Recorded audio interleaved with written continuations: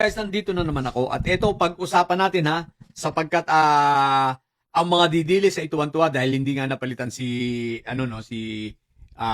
Kawatano. Pero ito, seryoso pag-usapan natin Alam nyo guys, dito sa impeachment trial na mangyayari tandaan natin, ang panalo rito ay ang taong bayan. Kahit pasabihin mong halimbawa lang worst come to worst, i-acquit nitong mga senador si Inday Sayad, masasabi natin na panalo pa rin ang taong bayan dito. At ito ang ihimay-himay natin. Bakit magiging panalo ang taong bayan? Ang sabi nga, even if we lose, we win. Okay, bakit? Unang-una, sa usapin ng trial na ito na mangyayari, lalabas na ang lahat ng dapat lumabas dito. At ito ay hindi na mapipigil ng mga may sayad siblings, ng may sayad blacks o ng kahit senador. Sapagkat sila ay judges lamang. Sila ay senator judge at wala silang wala silang karapatan na pigilin Hindi sila ay makikinig, hahatol ayon sa ebidensya. Sa madaling salita, ipapalabas dito sa trial na ito ang lahat ng mga ebidensya. Lalabas dito ang usapin ng unexplained wealth, posibleng money laundering, misuse of confidential funds, hidden financial transactions na tulad na sinasabi ng AMLAC at ang sistematikong korupsyon na ginagawa nitong si Inday Sayad, di ba? Both sa DepEd at sa Office of the Vice President. Kaya masasabi natin kapag ito ay lumabas na at tumakbo na ang impeachment trial, ay naku po Rudy, wala na, hindi na ito kayang iwasan nitong si Inday Sayad. Magtutuloy-tuloy na ito. Kaya, sabi nga rito ma-expose siya ng husto rito sa publiko. Public exposure, naku po Rudy. At dahil dito, hindi lamang siya ang ma-expose dito, ma-expose din ang mga senator judges. At tulad nga ng sinabi ko sa inyo, napakahalaga ng public opinion, lalo na sa mga re-electionist. At ito ay kitang-kita na natin ngayon. Hindi nyo ba napansin? Walang tumutol sa pag-convene, bagamat ang utos sa kanila nitong may sayad siblings dapat ay makaiwas, dapat matutulan at wag maituloy ang pag-convene ng impeachment court, di ba ga? Pero wala silang nagawa. Bakit? Dahil sa pressure ng taong bayan. Nagsisimula pa lang tayo. Hindi pa talaga lumalabas ang ebidensya. What more kung lumabas na ang mga ebidensya? Ang tanong, kakayanin kaya nila? Malamang-lamang sa hindi. Kaya, yan. Pangalawa siyempre, hindi na makakaiwas si Inday Sayad dito sa trial na ito. Nitong nakarang di ba, kahapon, yesterday, naglabas na ng summons ang Senado para kay Inday Sayad na sagutin itong articles of impeachment. So, hindi na niya ito kayang iwasan. Kahit mag-resign siya, wala na, magtutuloy-tuloy na ito, di ba ga? So, kaya sa palagay ko, hindi magre-resign si Inday Sayad kasi hindi na niya ito may iwasan, hindi na niya kayang umiwas, hindi na niya kayang magtago. At hindi ko lang sigurado kung papayagan ba siyang mag-no-show. Pero I think allowed naman na mag-no-show siya. Pero palagay ko hindi na rin magkakaigi yung pagmamatigas niya na kagaya ng ginagawa niya sa congressional hearings na kung talagang siya ipapatawag at kinakailangan, obligado na siyang humarap. So, wala na. Hindi na ito maiiwasan ni Inday Sayad dahil ipinadala na sa kanila ang articles of impeachment upang sagutin. Di ba ga? Ang 6.77 bilyong na flag na transaksyon ng AMLAC ay hindi na rin may tatago. Lalabas at lalabas ito at hindi na rin may tatago. Kaya walang kwenta itong mga pagdedemanda ni Manscarpio, Sa katotohanan lang, iniiwasan nilang madamay at ang direksyon ay maisabit rito itong si Iyutman at ang iba pa niyang mga kapatid. Ang iba pang may sayad siblings hanggang dito kay Pentaboy dahil baka may mga connection, lalabas at lalabas ito. Nako, sabi nga damay-damay na ito. hindi na. Ang meron pa. 33 suspicious transactions at 630 covered transactions na ipresenta ng AMLAC during di ba? Anong tawag dito? Committee on Justice hearing. Na hindi, lahat ng transactions nito hindi tumutugma sa kanilang mga negosyo at higit sa lahat, hindi tumutugma sa kanyang salin. Kaya ang lahat ng negosyo ni Inday Sayad nalulugi. ba? May 3.92 bilyong cash flow sa account mismo ni Inday Sayad. Pero hindi nakadeclare sa kanyang SALN.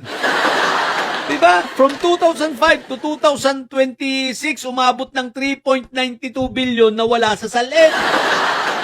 Mga transaksyon. So, wala na. Hindi na ito may tatago ni Inday Sayad at sigurado ako mabubuksan ang bank accounts, mabubuksan ang kanyang income, ang kanyang assets, ang bank deposits, di ba? Mabubuksan lahat yan dahil sa issue ng SALN. So, in short, wala na siyang ilulusot sa SALN niya. At higit sa lahat, tandaan natin na ang SALN, ito ay pinipermahan at sworn statement ito eh. Itong SALN na ito eh, di ba? Ito ay nakapirma siya ron. Kada SALN mo nakalagay sa ibabaro na she certified na ang lahat ng nakalagay doon ay true and correct. Di ba? Certify niya yun. Kaya, naku po Rudy, wala na. Kapag ito ay sinumpwena na ang bank records, hindi na ito may iwasan. Tandaan natin na ang mga bank records, ito ay may timestamp, may matitraceable, documented, digitally recorded, at may audit trail. So palagay ko lahat yan masusumpwena, no? Lahat yan. So walang lusot dito sa Inday Sayad. So makikita lahat dito, pati ang kung saan nanggaling, matitrace, kung ito ay cheque, manager's cheque. So matitrace ito kung sino ang pinagmulan, kanino nanggaling. So tuloy-tuloy na yan. At yung mga lumabas, kung sino ang mga pinuntahang bangko. So matitrace din yan. So kaya malamang-lamang, pag dumating na kay Ma'am Scarpio, o maging kay Inday Sayad, baka may pera ring dumidirekta dito kala Iyotman. Bagamat sinabi ni Sentry na meron din kila Iyotman na galing kay Sammy Uy, no? Pero syempre, meron din for sure mga transaction nitong sila, no? Sila Ma'am Scarpio at syempre mag-best friend yan dalawang yan eh. Si Iyotman at si Ma'am Scarpio, di ba? So, wala na. Tapos na ang kasaysayan mo, Inday Sayad. Dito sa trial na ito, hindi na magkakaigi yung mga paawa effect mo. Hindi na magkakaigi yung mga paawa effect na inaapi kayo. Wala na yan! Tapos sasabihin mo, political attack lang ito, politically motivated ito para pabagsakin ang mga, pabagsakin ako dahil tatakbo akong presidente sa 2028. Wala na yan, hindi na uubre yan, laos na yan. Yung sasabihin mo demolition job, wala na yan. Hindi na magkakaigi yan, no? Kaya si Inday Sayad, ito na, dumating na ang tunay na kinatatakutan ni Inday Sayad, ang impeachment trial na ito. Bakit? Yan naman ang katotohanan eh. Kahit anong gawin mo, hindi mo malulusutan ang lahat ng iyong mga problemang ito. Ang black records, SALN, confidential funds, unexplained wealth, at yung pagbabanta sa Pangulo. Ay, naku po, Rudy. Wala ka ng lusot. Inday Sayad. Tapos ang iyong karir dito, no? Kaya nga sabi ko kahit hindi siya makonvict dyan, wala na. Taong bayan na magko-convict sa kanya. Sabi nga, damaged goods. Sabi nga, bad order ka na. Ibig sabihin, doon ka na sa tambakan, sa dinadaga. Sa madaling salita, bad order, damaged goods, basura. So wala na. Tapos na ang karir nitong si Inday Sayad. Ngayon pa lang, tapos na ang karir nitong si Inday Sayad. Kaya ang ginugroom nila ay si Barbie Basti na wala rin kakwenta-kwenta. Paano mo papapanalunin si Barbie Basti kung sa Davao nga hindi mananalo? Sa National Pub, ang bobo nyo na. Ang tatanga nyo. Wala na. So yun lang. Damage goods na si Inday Sayad dito, guys. Ito ang sigurado. Kaya nga sabi natin, kahit pa hindi siya makonvict, pero I doubt, tingin ko makukonvict talaga dahil maraming babaliktad. Pero wala lang. Sabi ko nga bigyan natin ng scenario, worst come to worst, no? Na hindi siya makonvict, wala na. Talagang bad order na ito.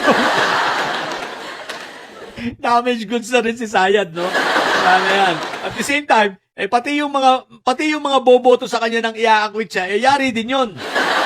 Damage goods din yun, sigurado ko. Kaya nga sabi ko sa inyo, guys, mas sigurado rito na talagang makukonvict si Sayad. At pag na-convict si Sayad, dapat bantayan na yan dahil tatakas na yan. Sabi ng ating puting kabayo, tatakas na yan, kausap na ni Inday Sayad yung naglakad ng mga papel ni Saldinyo, So mukhang mag-a-asylum ha. Either dalawang pinagpipilian ni Sayad ha sa mga ito. Ngayon ko pa lang pala ito sasabihin ano, dalawang pinagpipilian ni Inday Sayad ng asylum niya, Ireland o France ha. Hindi siya pwede sa dahig kasi tatanggihan siya ron. Ha? Dalawa. Ireland at Ireland at France. Yung sa Ireland, parang meron yata siyang jowa.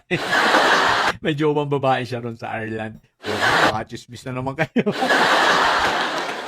Totoo yun, sabi ng puting kabayo. Kaya yun ang pinag-iisipan. Ngayon, tatakas yan. So, dapat alerto rito tayo. Alerto ang ombudsman ha. So, pag nararamdaman ng ombudsman na malapit na matapos ang impeachment, dapat pagpa-issuean na rin ng precautionary hold departure order yan si Sayad. At hindi lang yun ha. Dapat lumakad na yung kaso niyan sa ombudsman na na plunder plunder at malversation yata yung mga kinaso ni nila Cielo Magno tsaka ni Sentry, di ba? So, yun. Wala na. Mga didiles, buhay pa ba kayo? Kaya nyo pa ba ito? Kung mamumudidili siya at may sayad na nyo, ang tatay nyo ay preso, ang BP nyo ay bobo. Bobo at may sayad sapagkat ang may sayad ay lagi high blood. Bye!